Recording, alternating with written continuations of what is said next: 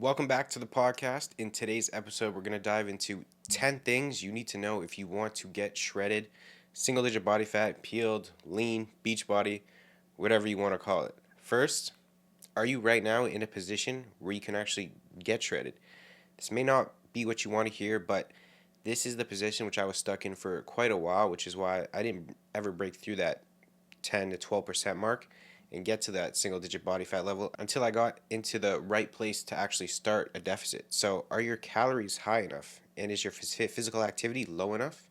If you've been eating low calorie and doing tons of cardio for months, your body won't have much room to lose fat effectively. So, you'll first have to spend time reverse dieting, reversing out, slowly increasing your calories and reducing cardio until you're at a healthy maintenance level.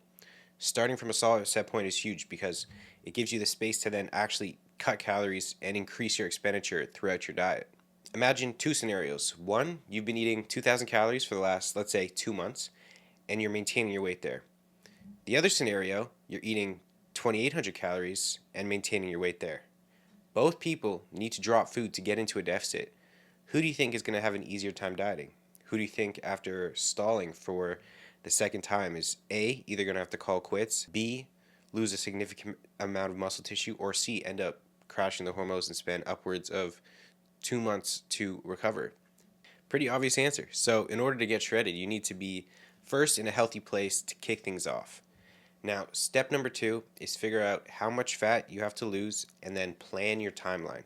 If, let's say, you're aiming for sub 10% body fat, assess how far you are from that goal. If you're currently sitting at 20 to 30%, it will take multiple phases of fat loss with breaks in between to reach your goal. If you're more around 15%, all you need is pretty much a slowly, well structured 12 to 16 week diet to bring food down and slowly bring expenditure up when you stall, and you'll have no problem getting a single digit body fat. But no matter the start point, create yourself a timeline. Put your starting weight and then your goal weight or estimated goal weight and work out how many weeks it will take you if you lose 0.5 to 1.5% of your body weight every single week. The leaner you want to get, the most cases, the longer the timeline. Now, for a bigger transformation, I would highly consider planning out a year or more with periods of 12 to 16 weeks of fat loss and then around 4 maybe to 10 weeks at maintenance, as well as planning and diet breaks in between, because this, in my opinion, is the best approach you could take if you have a significant amount of fat to lose, because it will keep your diet fatigue at bay and make your transformation so smooth and much more manageable. Step number 3 is rate of loss. Like I just mentioned, we want to aim to lose about 0.5 to a maximum 1.5% of your body weight per week. This rate of loss helps you retain muscle while shedding fat. If you go too aggressive, either enter too large of a deficit, your training performance will suffer, which will lead to you losing muscle mass, which is what we want to avoid at all costs. Now, if you're losing too fast, more than 1.5% of your body weight weekly, simply adjust your calories by either increasing your food or lowering the amount of expenditure you're doing. On the other side, if your weight, let's say, isn't budging, it's time to slightly increase. It's time to adjust your calories or cardio slightly and make one change at a time, either decreasing your calories by, let's say, 10%, increasing steps by, let's say, 2,000, or at most adding in 3 20-minute sessions of cardio per week. If you're already doing cardio, adding 10 minutes per session or a total of 30 minutes across the week is another adjustment you can make. Step number 4 is daily steps.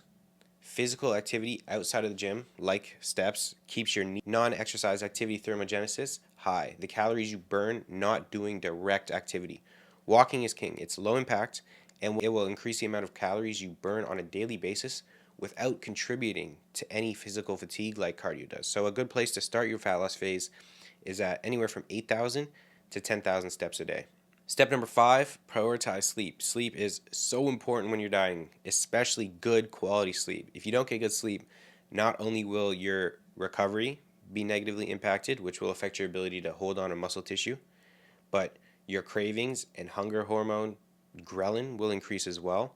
And there's a bunch of downstream ramifications that will occur, but I won't get into it too much in this video when it comes to hormone function, etc. So you might be asking, Oscar, I don't want any of that. How do I get good sleep? Well, after watching this video, you can check out a podcast on my channel I did that covers basically everything on how I get 95% sleep scores to 100% sleep scores basically every night, and I'll link it in the description so you can watch it there.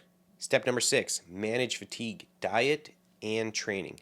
Diet fatigue is very real. The longer you're in a calorie deficit, the more diet fatigue you'll accumulate. This will lead to cravings, you feeling tired all the time, having no energy, and muscle loss if it's not managed. This is why managing fatigue when dieting is so important, because as your energy goes down and as fatigue goes up, then now you're burning less calories throughout the day, because all these little things like you slouching your head instead of sitting up, moving around less often, less fidgeting, all contribute to the amount of calories you burn throughout the day. So as you start to slow down, because your body will do this as an evolutionary mechanism, we're going to start stalling and have to lower food or increase expenditure even further, unless you're smart and avoid diet fatigue using these 3 steps. One will be managing your training volume and intensity. When you're dieting, the goal shifts from building muscle to maintaining and preserving muscle, so your training requirements come down closer to maintenance volume. Your intensifiers should be dropped, like your drop sets, rest pauses, my rep sets, since they just accumulate extra fatigue. You shouldn't be doing force reps, and if you're an experienced lifter who can accurately judge where failure is, then training 1 or 2 reps in reserve will also be beneficial, alongside switching your exercise selection from very CNS, central nervous system fatiguing exercises, let's say barbell squats, deadlifts, barbell row, to exercises that offer less demand on your nervous system, like machines, which you don't have to brace because it does it for you. The second step is deloading the week before you enter your diet. If you're unfamiliar with what a deload is, it's essentially a week of training where you can either take 4 to 5 days out of the gym or train, but leave 4 to 5 reps in the tank and cut your sets in half. That would be a devolume week. So deload, take time out of the gym, devolume week, 4 to 5 reps in the tank, cut your sets in half. This is always something I do with myself, my clients, because it's setting your fatigue level per se to 0. And then the third is diet breaks and refeeds. One reason I love diet breaks and like to use them is because as you diet, your thyroid output naturally comes down. And one thing diet breaks are shown in the research to do is to increase T4 to T3, your active thyroid hormone conversion. So you can implement diet breaks as needed or plan diet breaks if you give yourself enough room in your original timeline like we spoke about.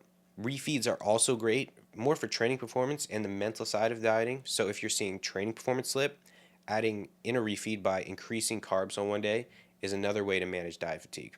But overall, really the only ways to track our diet fatigue are the following: how you're feeling, your energy levels, your motivation to train, your sleep, and if you're tracking your training, which hopefully you are, because you can get an objective data point to see if numbers are slipping, might be time to pull down training volume or add in one of the things we just talked about to manage fatigue. And this ties in perfectly with step number 7, how to not lose muscle. During a cut, the last thing you want is to lose the muscle you worked so hard to build. Alongside the big things like making sure you're getting enough sleep, not in a huge deficit, losing more than 1.5% of your body weight per week, there are a couple protective measures we can take. First, bringing training volume down. The amount of volume you need to build muscle and maintain muscle is very different. You don't need to bring your sets down to maintenance volume. However, dropping them from your peak gaining phase sets or your MRV, your maximal recoverable volume, towards your maintenance or MEV, maximal effective volume, is a great step to take to ensure you're not setting yourself up to be disappointed because of how much smaller you got at the end of your cut. Next is to try and maintain your strength throughout your diet whilst not letting your form slip, so you're still lifting with good form and controlling your reps through a full range of motion.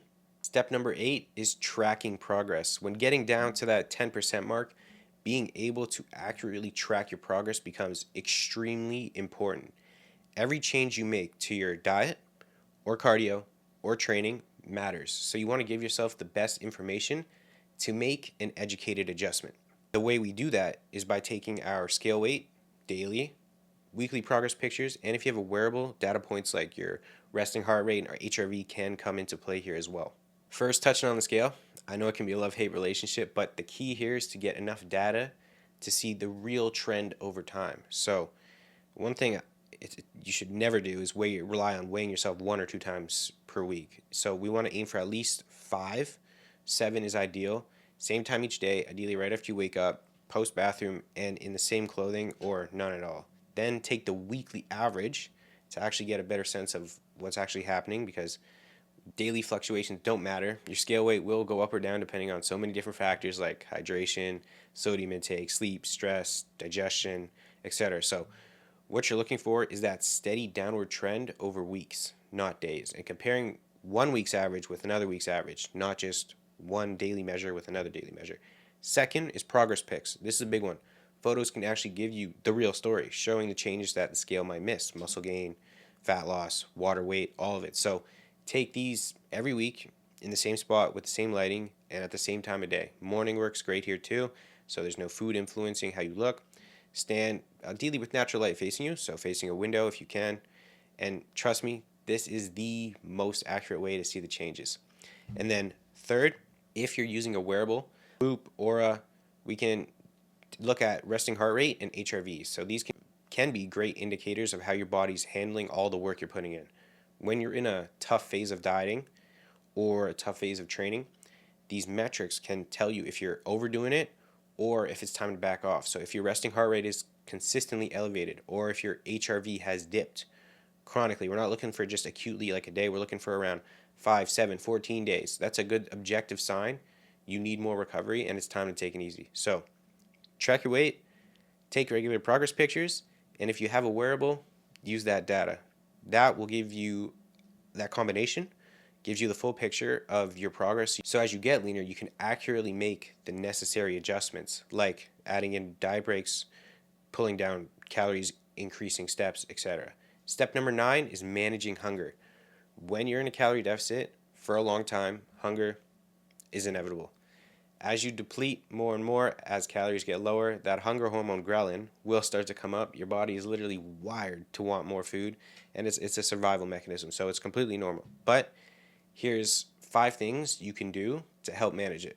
Number 1 is be strategic with meal timing. Meal timing is probably one of the most underrated tools for managing hunger, because it's not just about what you eat, but when you eat. So the thing is, many people make the mistake of eating most of their food early in the day and then leaving themselves almost nothing for the evening, which for some people that can work great. That's the opposite of intermittent fasting, where instead of fasting in the morning, fast in the evening. Some people can get on really well, but for the majority of us, at least what I found, hunger tends to hit hardest later on in the day when we're winding down. So consider pushing your meals back a little later. You might try fasting in the morning, not for a crazy amount of time, but let's say 4 or 5 hours, especially if you're doing fasted cardio, and then save more of your calories for the later half of the day.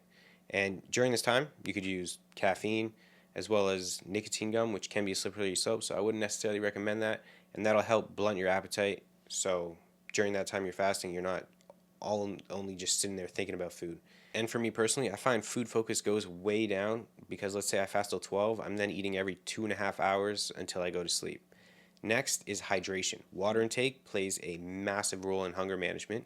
Sounds extremely simple, but staying properly hydrated can make a big difference in how full you feel. And along with water, utilizing hot and cold drinks can help as well, like tea or a 0-calorie drink, which if you are going to drink, I limit to 1 per day just due to the digestion issues it can cause.